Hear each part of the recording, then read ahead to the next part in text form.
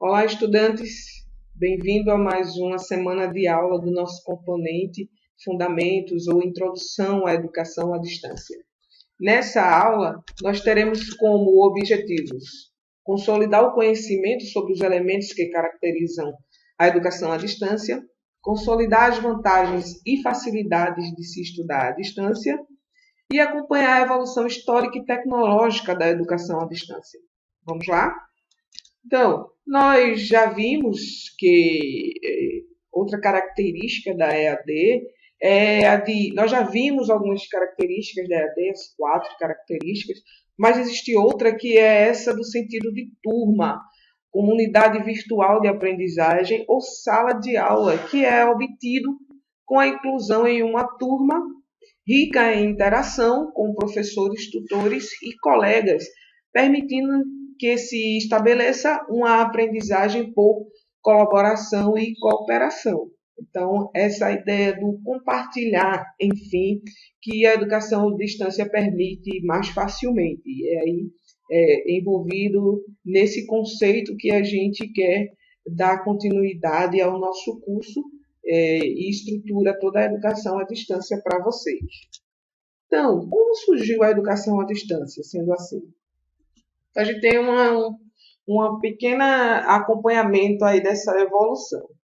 Então, a gente vê que os primeiros registros de um curso à distância é aquele feito por correspondência, lembra? Então, isso foi viabilizado pela impressão, pela invenção da impressão em escala, né?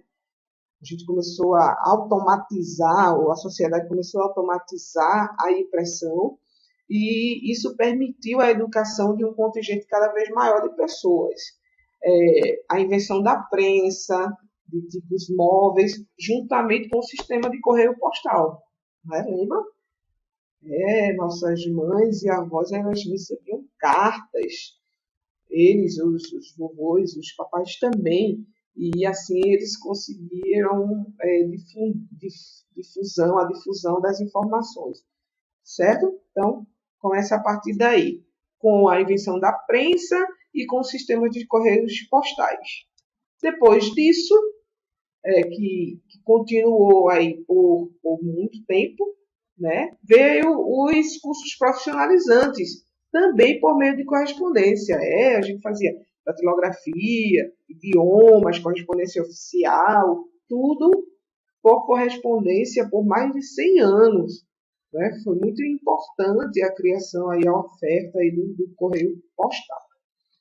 Seguindo as invenções e descobertas contínuas, né, como a fotografia, o telefone, o rádio, o cinema e mais tarde a televisão, eles vieram aí gradativamente agregar novas tecnologias aos cursos por correspondência. Então eles meio que surgiam, mesmo que eles coexistiam, né? Ao mesmo tempo que se fazia, que recebia o material pelos correios, se acompanhava um curso pela televisão, por exemplo. Então, enfim, já nos anos 80, nos anos 1980, juntamente com a internet, foi que foi se tornando uma solução mais ideal para a industrialização da EAD, né? No sentido de que ele atingia a educação à distância atingia um contingente muito maior ainda do que aqueles alcançados através dos correios. Então, na evolução tecnológica, permitiu caracterizar a EAD e dividir em gerações. Né? Então, a gente tem na primeira geração os cursos por correspondência, como a gente viu, né? Por meio do material impresso, guia de estudos escritos, e eles eram enviados e entregues pelo correio. Muitos dos cursos à distância espalhados pelo mundo ainda são conduzidos por correspondência. Ainda existem. Certo? Então, exemplo. A gente tem o Instituto Universal Brasileiro, por exemplo. Eu me lembro de um curso, desenho artístico e publicitário dessa época, que minha avó me contou, né? Que ocorria. Então, são exemplos desses cursos aí. Outra geração, a segunda geração, veio então, iniciou-se nos anos de 1970 com a criação das primeiras universidades abertas. Então, ele continuou utilizando os recursos de instruções por correspondência, mas aí, como eu falei, né, juntamente com transmissões de material gravado por meio de rádio ou da televisão, e o videotape, na época, seria o equivalente à nossa videoaula hoje em dia, não é verdade? Então, os materiais de curso eram transmitidos pela TV, enviados no formato de fitas e vídeo, e somando-se a interação por meio de telefone, satélite, cabo conexão de banda larga, né? Mas não a banda larga que a gente conhece hoje, né? Seria aí pelo telefone, fazendo a comunicação aí.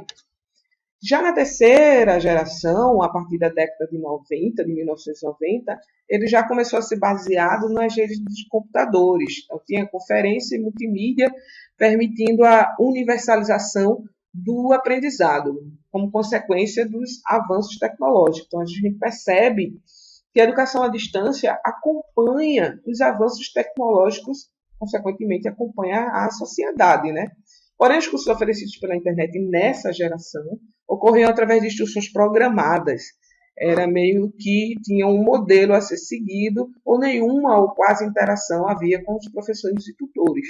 É o que a gente reconhece hoje como um curso que a gente conclui apenas dando enter, né? Falando aí do modo popular.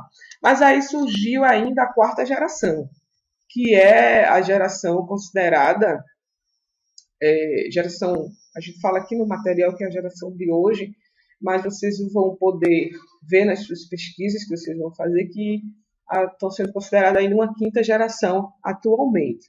Mas a quarta geração ela é caracterizada pela banda larga de comunicação, essa que nós conhecemos hoje e que é utilizada não só para a comunicação de voz, como na comunicação de dados. Então, permite estabelecer, manter uma interação dos participantes de uma comunidade de aprendizagem, foi o que a gente comentou no início, com mais qualidade e rapidez. Essa geração possibilita uma comunicação bilateral, de novo atualizando para multilateral, na qual pode ser disponibilizado aos usuários atendimento síncrono e assíncrono. É um conceito que a gente vai desenvolver, os dois conceitos ainda, fáceis, mas a gente vai desenvolver ainda durante o curso, tá? São atividades, são comunicações que podem ser feitas ao mesmo tempo ou em tempo e horário diverso. Vamos desenvolver durante o curso. Então, como surgiu a EAD no Brasil? A gente vê o panorama mundial, de uma maneira geral, e no Brasil, como isso ocorreu? Controvérsias à parte, né? Quando iniciou, a gente tem o Jornal do Brasil que registra a primeira edição de classificado anunciando que foi oferecido um curso de datilografia por correspondência. Isso já foi no século XIX, né?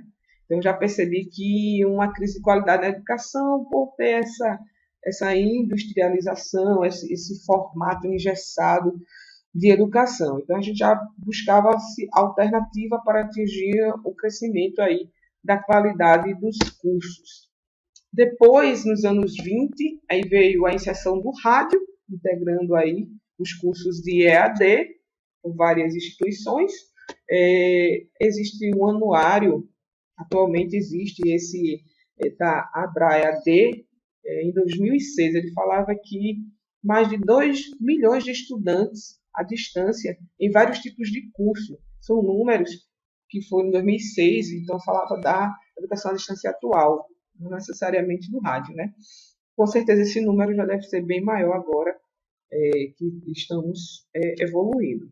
Então, vejam, existem os principais marcos da EAD, a gente pode acompanhar esses marcos. Acessem, vejam lá no nosso material, esse site é interessante, é uma animação interessante, faz com que a gente assimile mais fácil, então, essa evolução da EAD e vai também ajudar a gente a participar das atividades no ambiente virtual dessa semana, tá certo? É importante, então, que vocês acessem esse endereço e visualizem aí, consolidando as informações que a gente recebeu nessa videoaula, tá bom?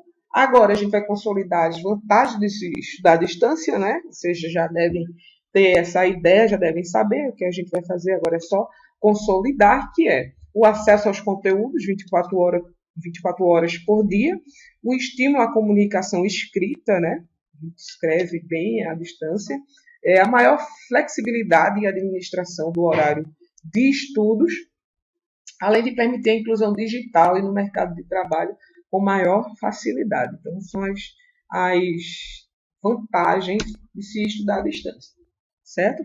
Aqui termina a nossa videoaula. A gente deseja uma boa semana de estudos para vocês. Sempre lembrando que pode continuar contando com a gente no AVA, com o professor e com os tutores. E bons estudos para vocês, visualizando aí as nossas referências bibliográficas. Consultem, é importante. Até mais.